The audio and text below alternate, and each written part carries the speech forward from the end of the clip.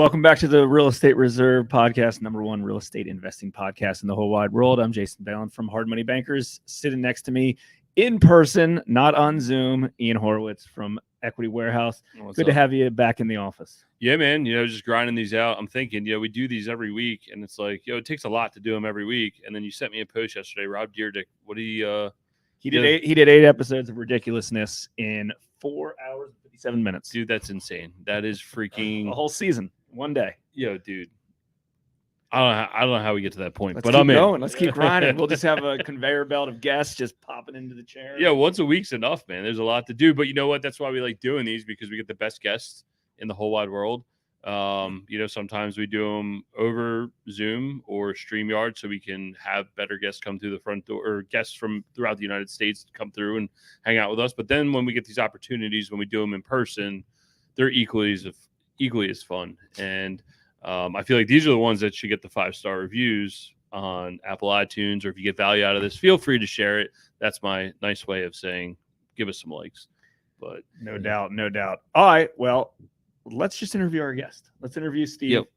And learn a little bit more about his company, because before we started, full disclosure, I was just meeting Steve, but I think Ian and him had chatted, and I was a little bit confused about what his company actually does, and he gave me a really, really good insight. So I'm really happy that you're here, and I think everybody listening or watching is going to learn a lot today as well. So, Steve, welcome to the Real Estate Reserve podcast. How are you doing? Thanks for having me on. Thanks for having me in the studio. It's awesome space.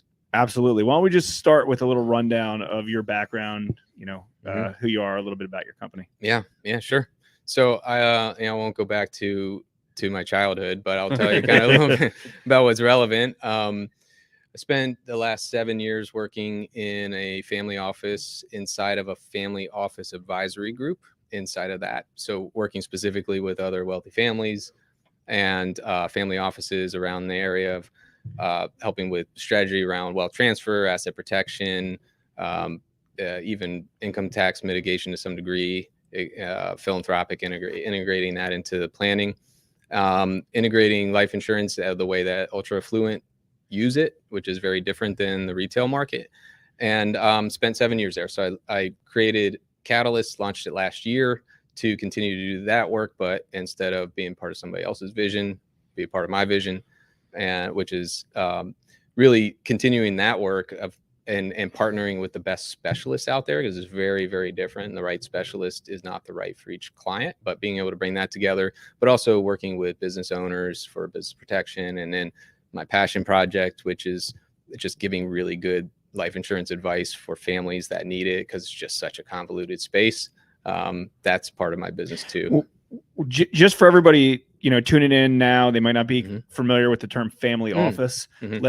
If you don't mind, maybe just describe what a family office is. Yeah, no, that's a good point. We kind of take for granted sometimes that we understand what that means and move on.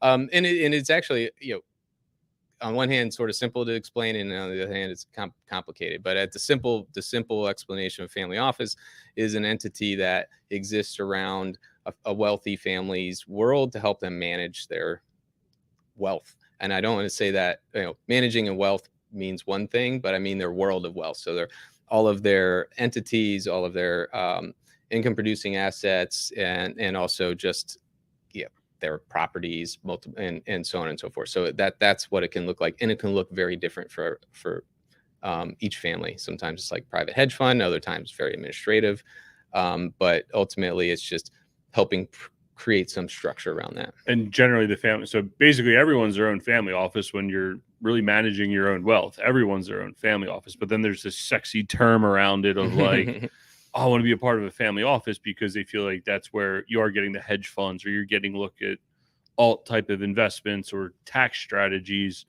So I guess kind of what you're trying to say is like Rockefeller's family office is going to be completely different than our vision of a family office, right? Like they're there to just protect their wealth, whereas we're looking to find a family office or create one that earns additional wealth for generations, right? Like, yeah, and you're looking for efficiencies when you're trying to take as much tax drag off as possible, both on income tax and on estate tax, because obviously if you create a family office, then estate tax is an issue. So when you were in the family office, like what was like one, I know you had a very specific job in there, but Mhm. was there like a common theme or some sort of commonality amongst all the families that were coming through your advisory group at that Mhm. point that you're like, oh man, this is what all these ultra wealth families either earn their money, or like what was like a common theme coming through there? Yeah, absolutely. Yeah. So the biggest common theme was, how do people create wealth? And when I realized that I'm looking at balance sheets all the time, and people don't create their wealth in the market. They park it there later. They create it through real estate and operating companies. That's where they do it. Yeah. And yeah. anything that's typically in the market is usually legacy wealth, or it's temporarily parked there, or or it's, hey, here's my liquidity. What might be a couple $1,000,000. It seems like it's just a little account for them. Right. It's going to sit there and start checking. What I know it's private, but like Sure. of all the balance sheets that you looked at, what do you think the most unique business that you saw come through of like, wow, I never knew you could make money like this? Well, we're on the family office topic. Yeah. Oh man, that's an interesting one, because sometimes it's not like an obscure business, but Yeah. sometimes it's just like, wow, I didn't realize like there's that much money there. I mean, one it's like like just being the sort of the wholesaler behind all of the little electrical widgets that electricians need and that you need in large scale building projects. So Yep. you buy up enough of those, and then all of a sudden, like I've seen that on the balance sheet. It's, you've heard it talked about out there about boring businesses, right? Like you kind of think of that, that's not sexy at all, Yep. but man, they're crushing It's it. like how many, Yeah, And then, how many zeros are right. You're behind selling that? widgets and you can only mark it up this much, and this is Yeah. it, and you're just kind of doing it. your thing. it's when you like have, when you have every single one of them. Yep. That's how much you I, can I make. always look at trash, right? Like you see like the trash companies pop up and then they sell off the waste management and then they do it Mhm. again. I'm always like, man, there's fucking money in trash. There's Oh, money yeah. in golf. There's money in in everything. everything. It's just how hard do you want to work at it, right? Yeah, So, there's money in everything. Sometimes I'll look around a room or somewhere, or I'm driving and I'm like, there's this product, there's this product, there's this product. It's like there's this key, there's this. There, like, how many things go into just everything in the room, and how many different vendors do you need oh yeah. just for it? I mean, Mhm. just hundreds and thousands of things just in one little room that potentially are business models. I want to replay what Steve said earlier, related to the two ways that these families acquire wealth, and it's through operating businesses or real estate. And that's a good point, because I think so many people don't realize that. It's like, hey, I want to save some money and I want to put it in the stock market or wherever, and Mhm. and it's like, okay, great. So let's say, you save a few $1,000 and, you get a very good interest rate of return, 10%, 20%, 30%, 100%, whatever. Like, there's only so much you can do. And Ian and I both listen to Alex Hermosi a lot. I don't know if you do as well. Oh yeah. But his whole part is you got to invest in yourself and you got to invest in education. And I do agree with, the real estate and the businesses, and you got to do that by learning, and educating yourself related to doing stuff. Cause that's like, especially when you're younger, and you just need a massive amount of growth in order to, accumulate a lot of money. Because, hey, if you only have a few $1,000, there's only so much you can do, right? You're only going to be able to, there's no point of just socking that away in some account to get, you need hundreds of percent return on that, Mhm. hundreds and hundreds and hundreds and hundreds of percent return in order for that to be bigger and bigger and bigger and bigger. So I think that was a good concept, and it was and a good question related to, how do these guys become so wealthy? Mhm. And that's what it is, because a lot of the wealthy, they don't have, W-2 jobs or things like that. And then the ones that do, it's something they're super passionate about. But then on the other side of it, they're investors. Oh yeah. As well. What so obviously, right, like you have you're spending time in this family office and you're seeing families make this money, bringing nice balance sheets to the front door. They're trying to protect legacy and assets.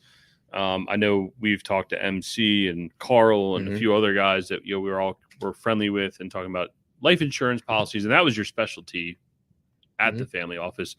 How do ultra wealthy families ultimately utilize that? Because I think this is a part of the whole thing of what you guys do in trust and estate planning, of like understanding, okay, now you made the money. the next step is you're setting up life insurance policies, and then ultimately we're getting to the trust, or simultaneously this is all happening. But you almost need all the pieces together. Like when you were doing that piece of it, like what did that look like for you? Mm-hmm. Yeah, well, that's when I learned really how life insurance is used differently for the ultra wealthy and has a place in a lot of different spaces. And then that's when I also learned that life insurance permanent product is kind of a chassis, and the chassis can be used to do different things. The way that it's used when you're trying to perpetuate wealth is you're trying to create as much you're trying to capture as much wealth outside of the taxable estate as possible. And that's where people hear about trusts. So specifically irrevocable trusts that allow you to have assets and value outside of your estate that can go down perpetually to different generations without tax drag and division, and even being distributed directly out to your beneficiaries, where it's then available for creditors and predators and so on and so forth. So just seeing how first off, understanding that world of like, here's multi-generational legacy wealth is structured completely different. We kind of tend to think before that, if I don't own it, it's not mine. And they look at it as like, oh, I kind of control it, but I don't have to own it to know that it's mine. And then you sit there and say, okay, well, where does life insurance play into that? Well, the way it plays into that is, how do I create as much liquidity as I can in that same trust? I'm trying to capture assets out there, and I want growth, and I want that out there. But then I also, someday I'm guaranteed to die. I'm going to want liquidity in there so that I can take the remaining assets that are in my estate and swap them for cash, pay the estate tax, and not have to liquidate everything. And now I've got those remaining assets in my trust instead of in my estate. So they're out here away from my beneficiaries, creditors, out there away from their direct access, so they can't squander it, so on and so forth. Like, there's a lot of benefit to that. So that's where we use life insurance a lot. And then there's the addition of leverage. We all love it, leverage, especially if you're in real estate. The idea that you can actually use the bank's money to buy life insurance in a trust, and then and not have to do it directly, which is even more efficient. Yeah, and I think that's where Jason, close your ears. This is my politics rant, but like when they say you're going to own nothing and be happy about it, but that's truly like, that's the purpose of your trust, right? That's the purpose of your life insurance, is like you're buying your protection, you're putting your stuff in your trust to protect yourself, even though you don't personally own it. Your trust owns it, right? And I think that's kind of where that statement comes from, that's been repurposed for other bad reasons, which is interesting. And I think, Jason, isn't that ultimately like, you started looking at life insurance policies kind of simultaneously as we did, and it's like, all right, well, now we set these up, like, what do we do next, right? Like, you have this life insurance policy. Well, the next step is we got to build the trust, because, and Steve opened my eyes to it, sitting there with a estate attorney, and he's like, well, how are you going to pay you die? How's your wife going to pay the estate taxes? I don't know, man. Like, it'll happen. I don't know. I'm in the grave. Who gives a shit? Like, I don't know, man. Well, why do all this stuff? Yeah. Here's the interesting thing of this, and I kind of want to, I don't want to say dumb this down for everybody, but I don't want everyone to think that this is super advanced. I think everybody's at their own part, their own place in life, and there's a spot for everybody, right? Like, you could be like, hey, I want to quit my W-2 job and I want to buy my first real estate property. And it's like, okay, great. At that point, like, ask yourself why. Like, what's the reasoning? What's the reasoning behind that? There's always kind of a why. And, again, you're progressing, or hopefully you're progressing every day to try to get to the next level. And we were talking when Steve got here of like 2023 is my year of learning more about estate planning and creating trusts and things like that. Should that have been something that I created years ago? Yeah. But I didn't, right? I wasn't ready for it then. You go from like the learning, the earning, the execution. There's lots of different phases and seasons inside your life. And, when you don't have that much money and you're just starting a business, it's the last thing you want to do is like, hey, well, how am I going to plan for when I die for this business? It's like, the business isn't even worth anything. But like, it is important to plan for some of these things at the beginning. And even if you don't physically put it in motion, at least put it in paper and think about things, because I'm guessing a lot of your clients are changing things up all the time, right?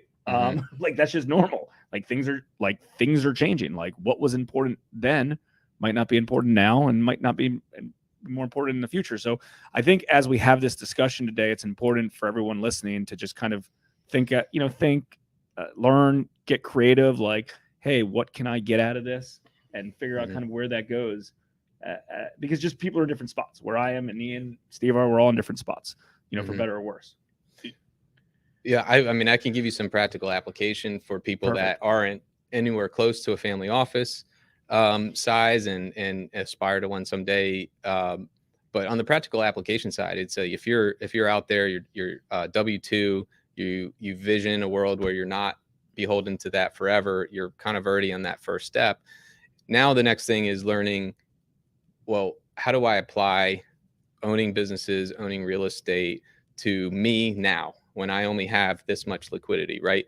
So there's a few things. Like, first off, learn as much as you can, learn how to recognize opportunity. So as you start to spend your time learning instead of doing frivolous things that aren't going to get you out of there, you'll start to recognize opportunity. Then when you see opportunity, know that if you know how to capture that and articulate that opportunity, usually you can find the money. So you go and you articulate that to somebody, say, hey, here's this opportunity. There's a mismatch of value. Here's how I think we could do that. And there's people with the capital that don't want to do that part, that will believe that can believe in you and apply it. So there's that. So that's always great. But then once you get to a point where you're an accredited investor, it's a great way to sit there and be able to participate in deals as an LP, and you can be into, own pieces of pieces of businesses and real estate. I'm a fan of that. I know you guys are as well, but I don't want to be an active investor in certain things, but passively, I have a property manager for my property. I don't have to really do anything there. They take care of that. LP in some deals, and it's like that's a great way to do it. And you don't have to be accredited, but you don't have to be big enough to have a family office. There's a big pool of people out there that fall into that category. Yeah, we were joking around earlier, like the family office is almost the wet dream right next to the jet, right? And like one might seem more attainable than the other, but it is a real conversation to have, whether you call it a family office or you call it, I'm just here to manage my family's wealth and not lose it and create generational wealth. It's really just a general term that we're both discussing the same thing. And I think not enough people take control of their lives and their family's wealth and put it into play and say, you know what, we did amass a lot of wealth. Now we need to do the next step, take it to the next level and think about the next things. And never a million years if MC and Carl didn't introduce me to you I'm like, because I was joking around with Jason. I was like, I think I need a trust, or I need to do something. Like, I have a will, but do I need a trust? I don't know. Like, a trust is a loose word, which I think we should discuss next of what it is. Yeah, exactly. But, and also I agree with the statement of family office. Like, family office seems like, hey, it's all the way up here, but like everyone's individually their own little family office any way they want, right? Like let's say you're married, you have a kid, whatever the case is, it's like, cool. You're your individual family office, any way you want to do with it. And I think like 101, and this is what I've been doing for years, and business partner Chris has done this for a long time as well, is just have like, some sort of asset spreadsheet, right? You have an asset spreadsheet and you just outline everything with your assets and your liabilities. It doesn't have to be crazy. You don't have to buy, a template on the internet in Excel, or, in essence, they use a Google sheet, and it's like, hey, these are all the assets that we have. These are what the values are. We also put like our, what our projected incomes are going to be on that. And then every year I create a new tab, and then I have a little formula that shows what my net worth is year after year after year. And it just snowballs. Slow and steady wins the race. And I think that's a real sexy way to look at things. And, it doesn't matter if it's negative $100,000 when you start, right? It doesn't matter what the number is. You take what it is and you make it real. And I think a lot of people when the numbers are small, they're scared to look at it. Maybe because they're embarrassed, but it's like, it's your own personal family stuff. And, all of a sudden, whatever, let's say you buy a high-end watch, right? And it's worth money. Hey, put that on there. You put your car on there. I mean, I think as wealthy people get richer and richer and richer, there might be some little things like, hey, maybe like my $500 TV shouldn't be on there, but but over time you add important things on there, and becomes real, because especially with like somebody's primary residence, like, assuming you have an amortized loan, like you're creating value and equity every year, like it increases. And when it's small, it doesn't feel doesn't feel like it's worth the time, energy, and effort. But then you do the small It's front of thing mind. 10, 20, 30 times, it becomes something. It's the same thing Dave Ramsey preaches if you're trying to get out of debt because your balance sheet is negative $100,000. And it's the same thing the bank wants to see. You're just creating a personal financial statement is really what you're doing. Take the time to do it. You need to do it if you want to be bankable, and or if you're trying to get out of debt, just do it. And over time, and you're like, oh shit, wow, I did a lot in a 5-year period or a year period or whatever it is. As I was saying, I'd like to discuss this, because there's a lot of feel like terms in your space that just get tossed around to get tossed around. Let's define, if you don't mind, I feel like this is your specialty. Sure. Can you define the word trust of I'm like, oh, some people have a will. There's like will, estates, trust. Like, can we kind of go down like each one of these or like give us some definitions here so we could actually talk like normal human beings so I'd actually know what I'm saying? Yeah.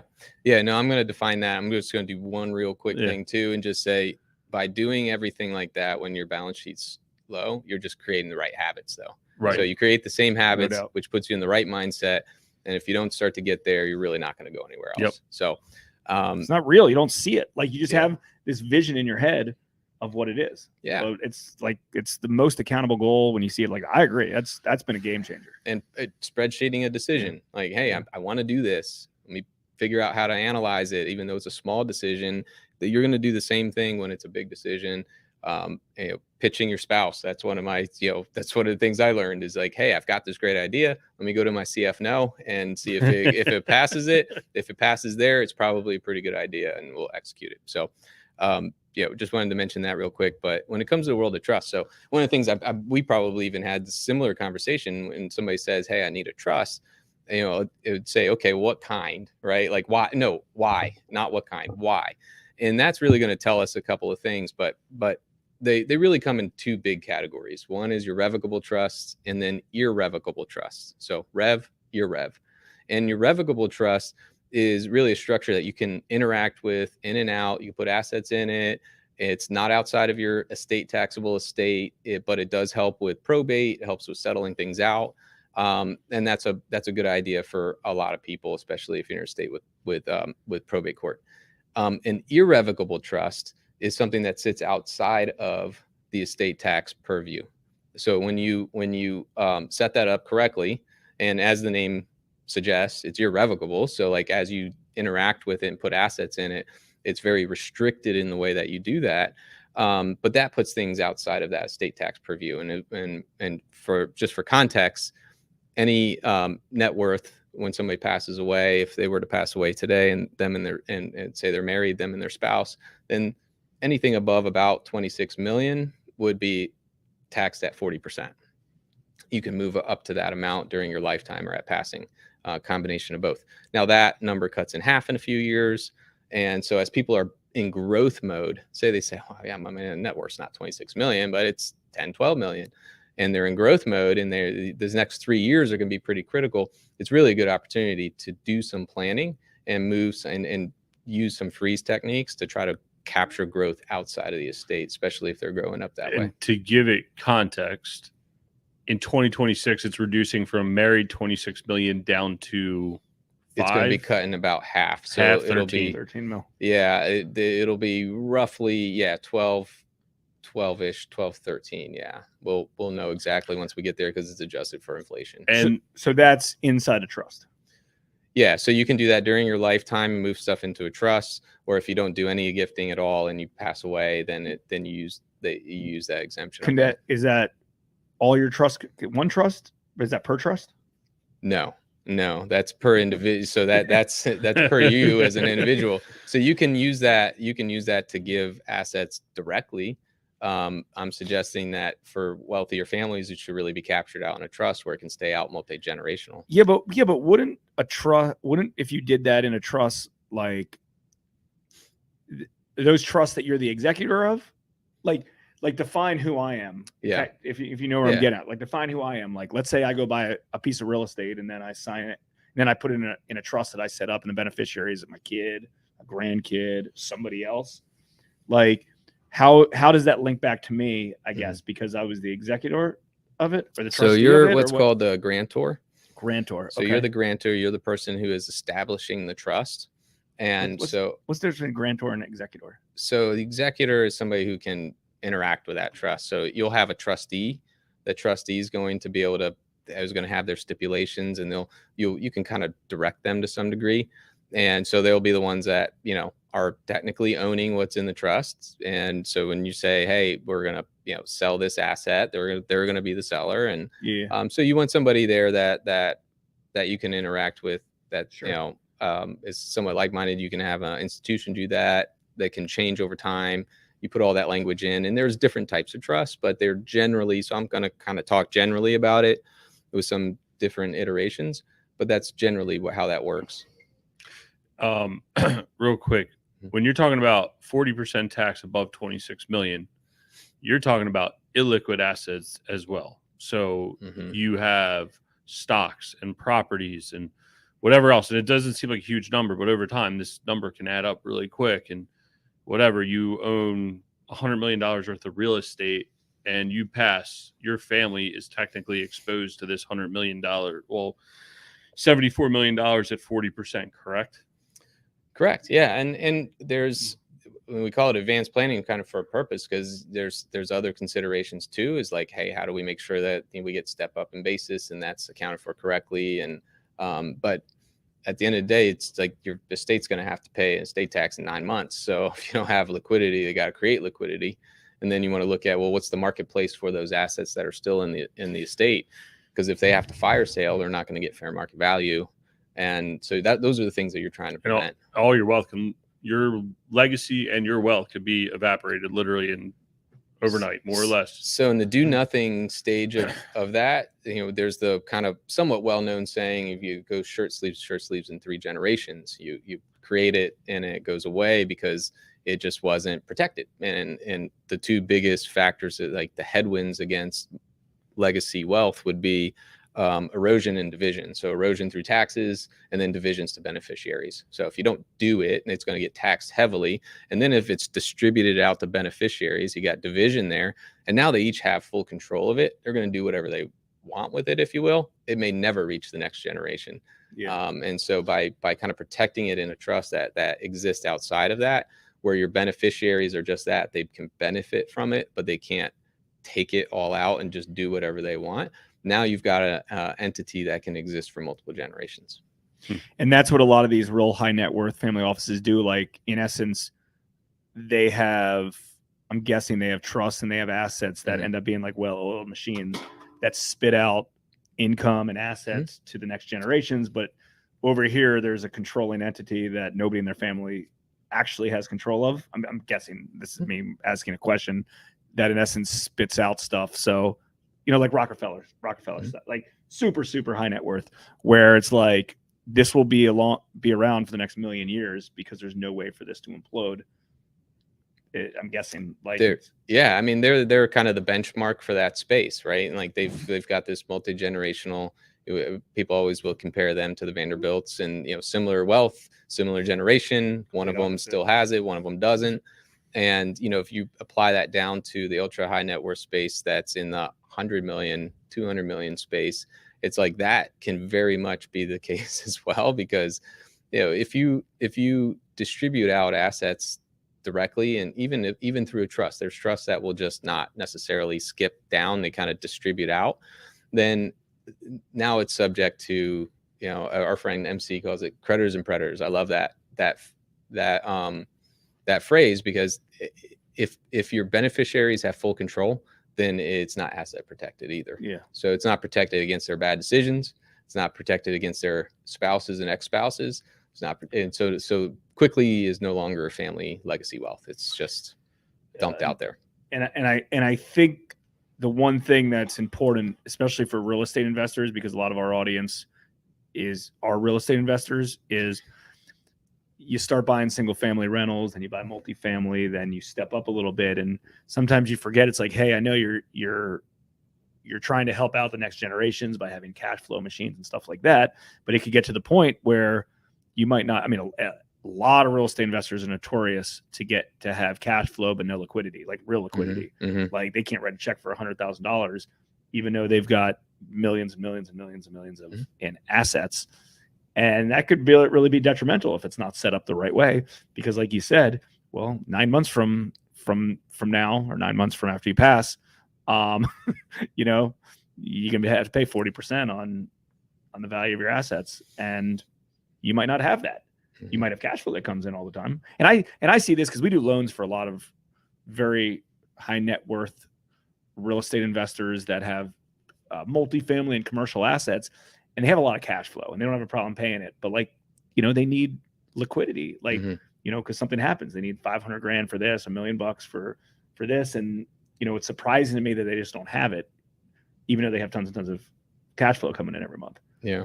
Yeah. It's surprising and not surprising at the same time, Yeah. because it's like when they see an opportunity, they know the opportunity, like they know what they can create out of that opportunity they want to deploy, Yeah. which totally makes sense. But you know, you keep doing that, rinse and repeat, then it's like you have this really good problem of being worth a lot on paper.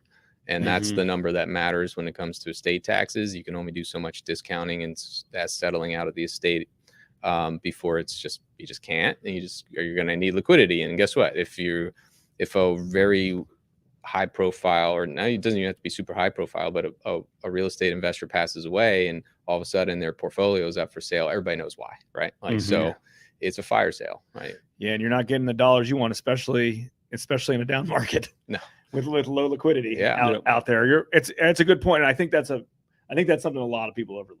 A lot of people, and you know, a lot of real estate investors are always in growth mode. Hey, I want to buy more. I want to buy more.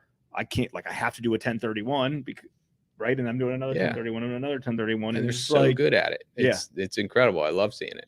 So it's understanding and acting on these things kind of along the way. So you have that, because that resonates with me a lot of, hey, you need to make sure you're going to have the liquidity to cover these taxes. If not, you're fire sailing every one of these damn buildings. Yeah. No, yeah. Your family or your investors or whoever needs to make sure they have the liquidity to protect their interest, right? Like, because it's a scary thing. It's real. Let's like scale it back a little bit and just say you have like a 5-house portfolio and they go to you and say, Steve, like, I'm a little worried about some asset protection. I want to do something. You set them up a trust. These 5 houses end up in a trust. Does the income and the dividends, the rent income and all that, does everything live inside the trust the same way it does an IRA, or does money flow outside of the trust? So it can, and that's all about what exactly they're trying to do and setting it up correctly. So if they have 5 properties and, you know, they're worth a couple $1 million, $2-3 million, and we're looking for asset protection, we don't necessarily need something that's, you know, we can use domestic asset protection trusts and some things that can be interacted with a little bit more fluidly than like a dynastic GST, you know, multi-generational trust out there. So you put that together, and then you just make sure, like, all right, do we have an avenue for getting the income out that we need for lifestyle, and then try to reinvest as much as we can in there. And so, you know, that's sort of a, hopefully kind of a depends answer to making sure that it's set up correctly and addresses that specific need, because that's going to be different than the $100 million guy. Sure. And I ask just because we have a very diverse audience and we're all diverse just sitting in this room. Well, Jason has a big, giant hard money lending company. The assets that he owns might not be on the big side of that, right? And it's like, okay, well, you don't necessarily need asset protection as much as you need this business protection over here. And I think this is where it gets interesting. And someone like you, who's an advisor of like, all right, shit, like I never thought about any of this. Like even just like key man risk insurance, which we don't have, or buy-sell agreements, or like all these other just like little things. And you're like, well, do you want your wife to do this if this happens to you? And you're like, I don't know, I'm in the grave. You know what I mean? Like I hate to say it like that, but it's like, I think what messed me up one time was I went to a will attorney, no, an estate attorney. I don't know what the fuck he's called, but a will. I got a will. A will attorney. Yeah. And he's like, I said, hey, I want to set up a trust or whatever. I want to set up a will. So like my kids are taken care of and my wife gets this and she does that. And he's like, you can't control shit from the grave. And I'm like, well, I get what you're saying, but how does John D. Rockefeller still control everything from the grave? From the grave. For hundreds of years now, right? Yeah. Like, I mean, so is it, I guess we know the answer, but is it a true statement you can control technically from the grave? Yeah, you can technically. So you can put together a lot of language in there. yeah, you can't make specific decisions, right? But the one thing you probably don't want is for your heirs to all of a sudden just get a big inheritance straight out. But if you do have a vision for how they can manage that responsibly, like if that's in line with the way that you've been raising them, like you can't dictate, you can't make somebody be raised well. Like that's still your job, Yeah. right? Like Yeah. that's still your job. But then you can put guardrails in there that sit there and go, look, these are the things that we value as our legacy as a family. We value education. We value starting business and entrepreneurship and real estate. And your trust can be a vehicle where they can sit there and go, oh, I have to put a business plan together and go present it to the trustee so I can get a loan so I can start a business. But you've been teaching them all those things, right? Like, so that as they interact with it, they have an opportunity that other families don't have, where they can actually go and access it. So there's opportunity there, but they can't necessarily go and make bad decisions. Well, they can't make more than one bad decision, right? Like you go and you access it for something, you don't do well with it. Well, guess what?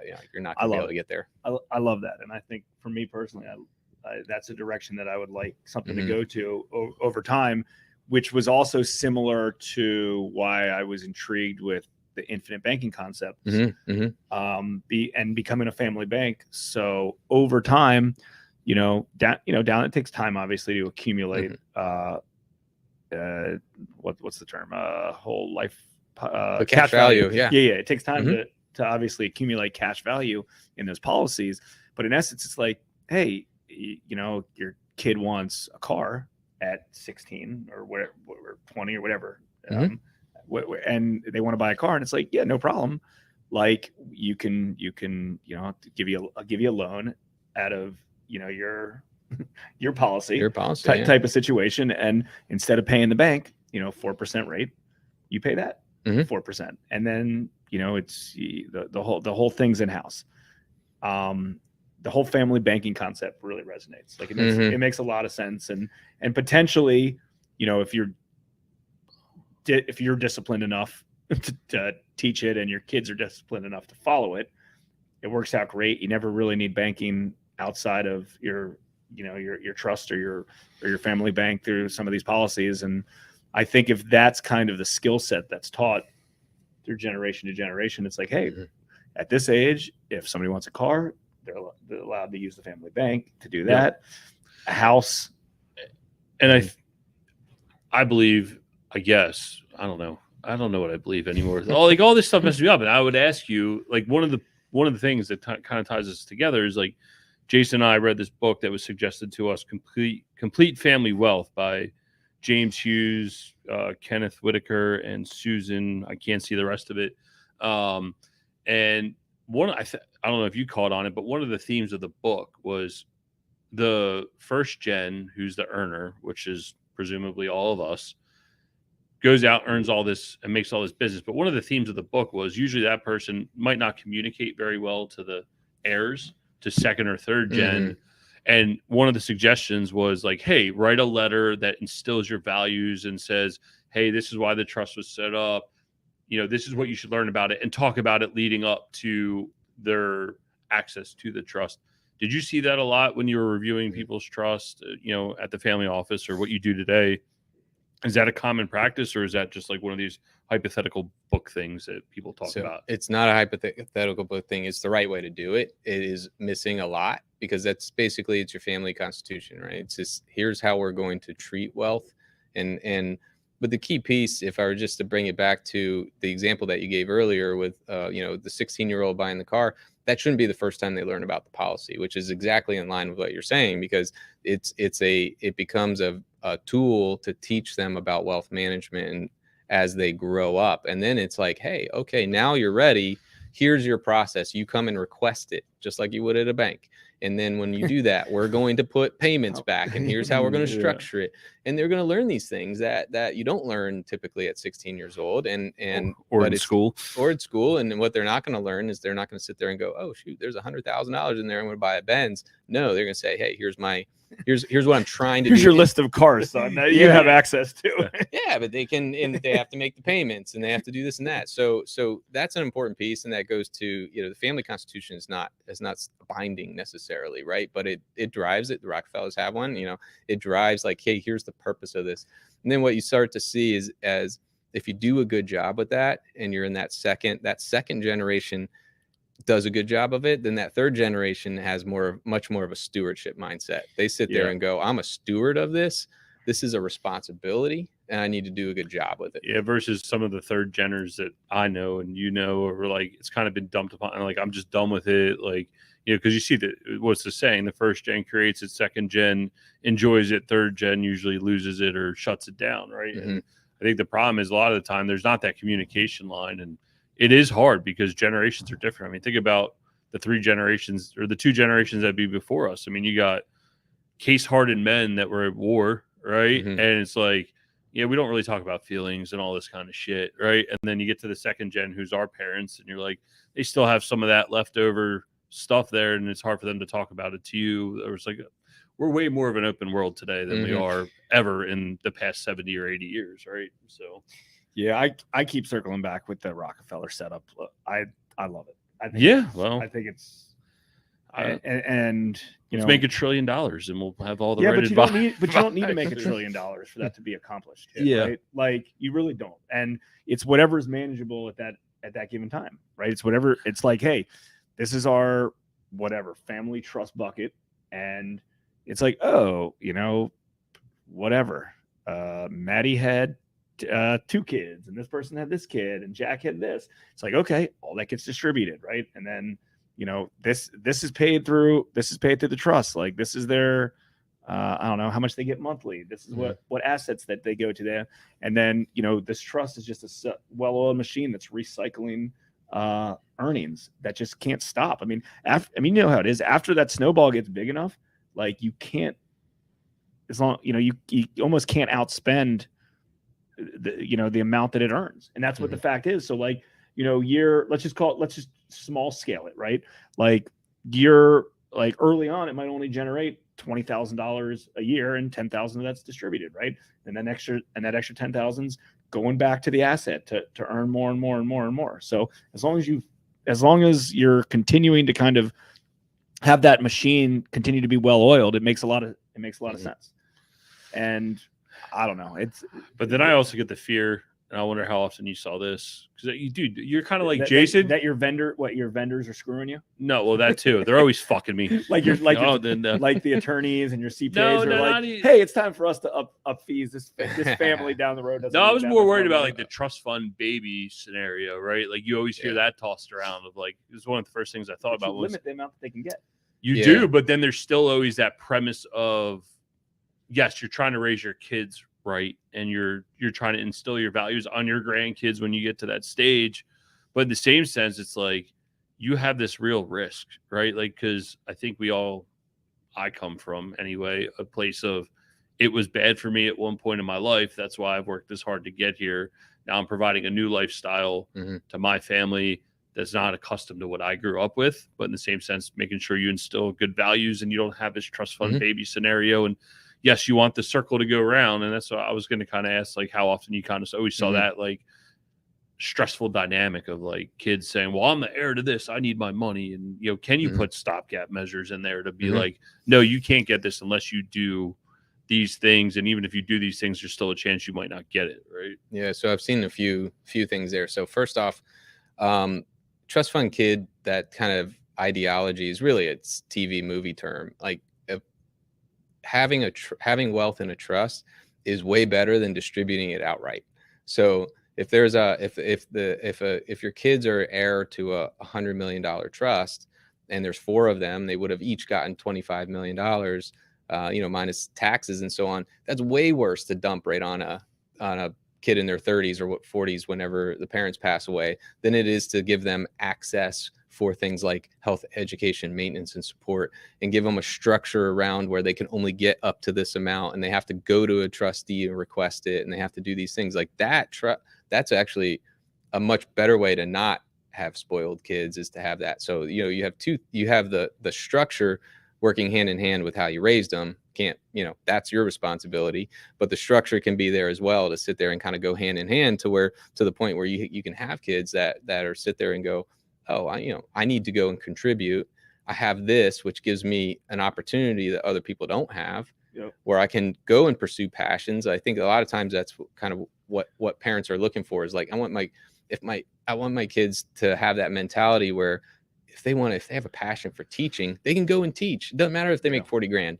Yep. Because they can pay their bills, but they can do what they're passionate about. And parents are very happy about that. And multi-gen, I've had other ones where they said, I was talking to them about which one of your kids might be coming into the business. Cause we're talking about, estate equality, if you will, with a business, you might have one kid that wants to come in. What do you give them?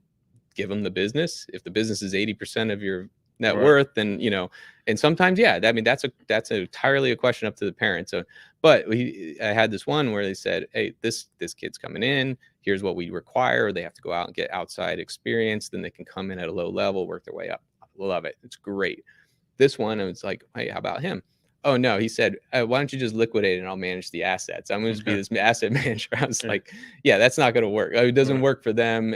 But the point to that was, they already started to sit there and go, oh, there's this big bucket of wealth that I can probably do this thing that's really cool that I see on TV of this, wealth managers. That could be me, and 22 years old, and it's like, no, but the structure wouldn't allow it either. Yep. Is there a common age? I think a lot of people need to know that, like in the trust, like when you're gifting, you're setting up an age where they have access to it. Was there a common age that you saw? Because Jason and I talk a lot about like maturity of like, you don't really mature till you're 30 and or actually really have kids, and then 30 is probably the other benchmark. Is there a common age that you saw of like access to, or was it all over the place? Yeah, no, it's pretty common. So one thing that's really common that I used the term earlier, HEMS, which is health, education, maintenance, and support, is this ability to say, hey, your beneficiaries can have distributions from the trustee for health, education, maintenance, and support. And a lot of times that kind of covers their lifestyle and taking care of them in a way that's not really going to spoil. So like you pay for college, we can have, and so then there's usually additional language after that says, hey, we'll make distributions to buy the first home. We'll make distributions to do these things. These are things that are available within the language of that. And so you rarely ever see in these multi-generational trusts, so dynastic trusts, you rarely ever see large distributions of any sort of principal. It's going to be, hey, at this age, maybe you can get up to the retained earnings for it, up to this percentage. And often, so just to answer your direct question, like at what points do you tend to see that to be around 30-ish, around 40-ish for the next amount. And when I've reviewed some trusts that were not ideal in my opinion, where it's like, hey, it's dumping out to them at 40, and it's like, I mean, you're mature at 40, pretty much, but it doesn't change the fact that it really never should have dumped out to them in the first place. I'll let you know in 3 months how mature I am. All right. So and that's the thing. I mean, these things should never be touching principal on it. Like, this isn't necessarily in like massive growth phase. Yeah. It's just like, no, it's preservation phase. And I think that's something that you brought up and I was about to say is like, you got to view it. If you're the beneficiary of the trust, our kids or wives or Glenn, as he walks through the podcast studio, is that you are preserving the wealth, and that it should at that point just be in a very safe asset. Hopefully you, as the first gen that set it up, said, all right, if X, Y, and Z happens, it goes to here, and it hopefully earns X, Y, and Z, and then they can live off the earnings. And then hopefully that principle is passed on the same way we invested real estate or hard money loans, is you just try to get that snowball rolling, right? No doubt. All right. Just based on time wise, because I could talk about this topic. His brain's rolling. This is my 2023 goal that I'm literally like going all in on. So I'm trying to learn as much as possible. But for the process of time, I've got 3 more questions. Ready, go. I got three more questions. Some of them are easy ones or quick ones. What's the meaning of life? Oh, sorry. So typically when you're having like a third party vendors helping you with this, like, let's say we're past, we're, down the line and things like that. Like, and I guess there's trustees involved, and let's just say it's not family trustees. Let's say there's, an attorney or someone that controls this based on our previous wishes, right? Like, I mean, it's easy for the next generation, but what about the previous generation, the next generation types of things? like, what are like costs to handle some of these things? Like, do you have, is this trustee, like, is this a full-time job for them? Like, how does, like, walk through kind of a general That's a good scenario of how that even, of how that happens?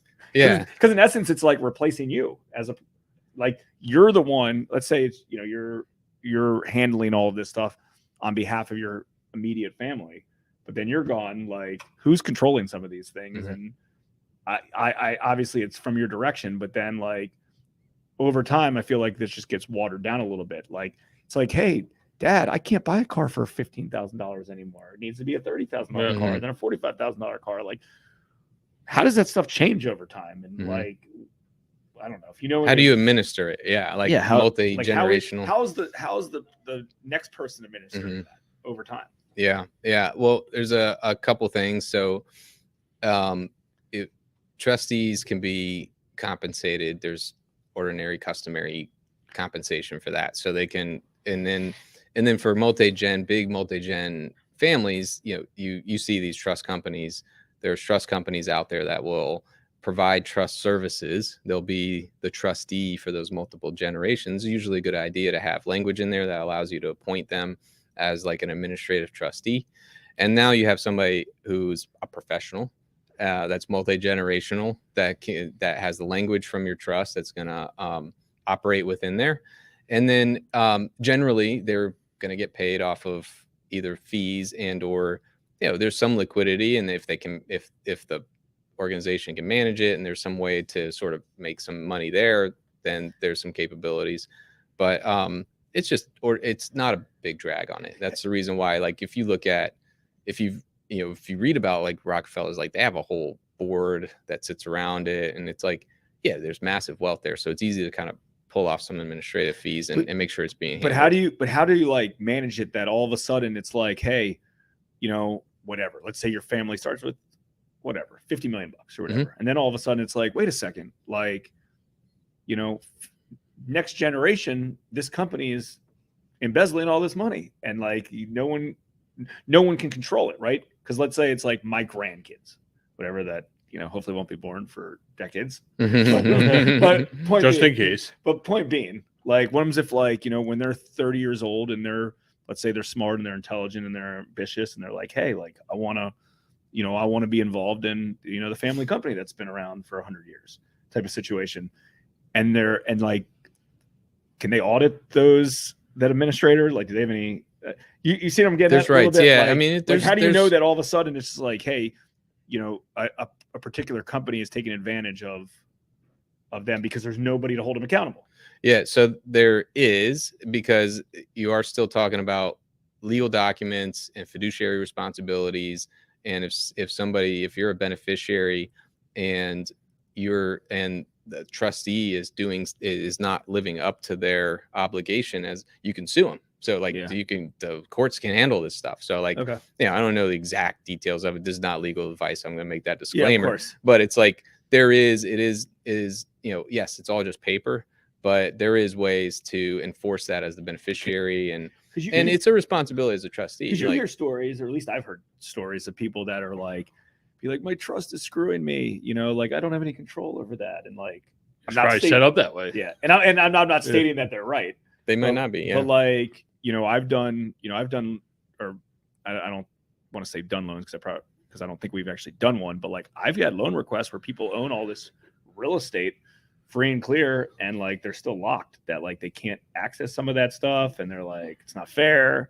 And I'm like, I don't know, tell you. I think for a trustee, you want to go find your friend that's the biggest C personality type that you know, and be super cautious, right? Like, but that's only for one generation. That's my point. Rockefellers have been going on for lots of generations. Well, again, that's the advantage of having trillions of dollars, and you can build a board and a company you and can a family build office like around it. One guy dies and then a new person's on there, but they have no control anyways. I think I was YouTube or some video or something, and they talk about like they still do meetups, and it's not always about money. It's about the core value of Rockefeller. No doubt. Yeah. Which They've I think it also be job around the core value, but I guess my point is over time that core value gets watered down and changes. I think that's the point of the Constitution. And that's why I was asking if that's a real thing or if that's like some farce bullshit in a book that's like, yeah, it sounds good on paper, but it doesn't really mean anything. It's a real thing, and it's not enforceable necessarily. So Right. like, like if it does come down to how you raise the kids, and in using these things, these are all just tools to teach them certain responsibilities as well. And and if you really sit there and go, look, this is too much of a responsibility for my kids, and all this wealth is going to be a burden, and give it to charity, like, that's fine, do that. But if legacy, it just depends on how you define legacy. If legacy to you has a family wealth component, legacy could be charity. It could be a combination of both.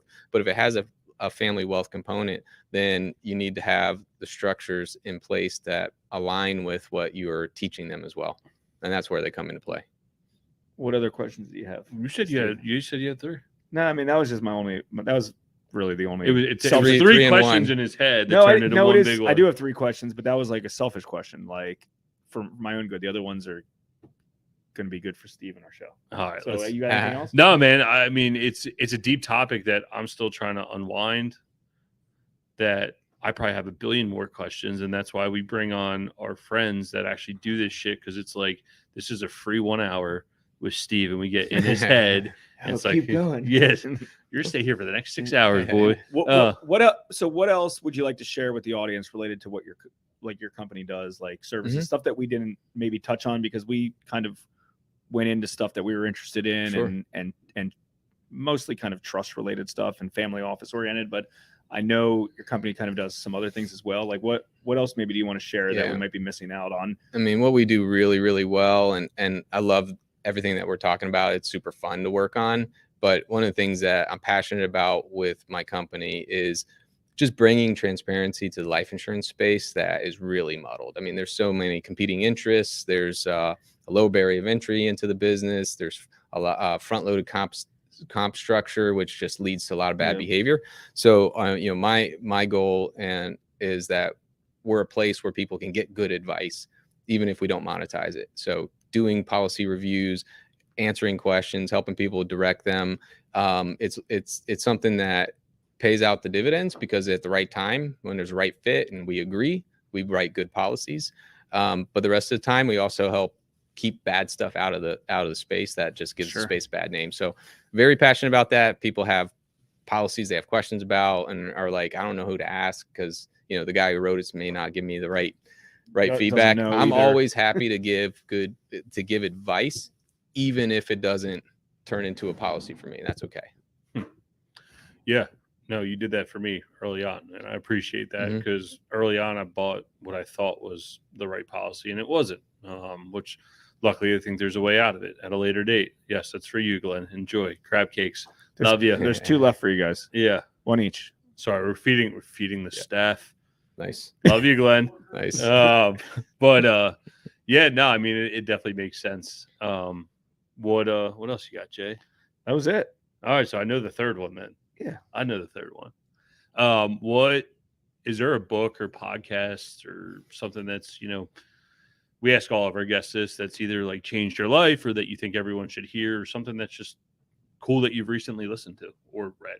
I don't know what your medium is. Well, I'm on a bit of a reading kick at the moment. But I mean, if you haven't read it before, Rich Dad Poor Dad, which I read it long before I did. My 14-year-old's reading it now, and I love it. I just think if you're out there and you want to figure out how to get into the right mindset, it's a very good first one. I think it's Garrett Gunderson. Doing what the Rockefellers do. I botched that. Yeah. But I gave you enough information that you'll be able to find if you Google it. It's a good one. It's a really good one about infinite banking, about multi-generational wealth transfer. It's an easy read, super easy read. I I like got those. some good YouTube videos out there. Yes, too, he does. Yeah. And then I like listening to podcasts, particularly when I drive. And so I like your guys' podcast. I get great. I mean, I love your recent episode on AI and integrating that, and the one on jets, and so I just enjoy. It's fun. Did you like the one on jets? Yeah, I did. Like it. We weren't sure what direction that was going to go in. Yeah, I like it. So I that's on my rotation. I like MC's Cashflow Ninja. Yep. That's always That's on my a good one. rotation. my son likes his accent, so yeah, he'll listen to it with me in the truck. Hey, I heard Jason made the cut. I heard you made the For what? Cashflow Ninjas podcast. Yeah, I was on there. Oh yeah, I think Nice. Jason's got an episode coming up. Did it release? No, not yet.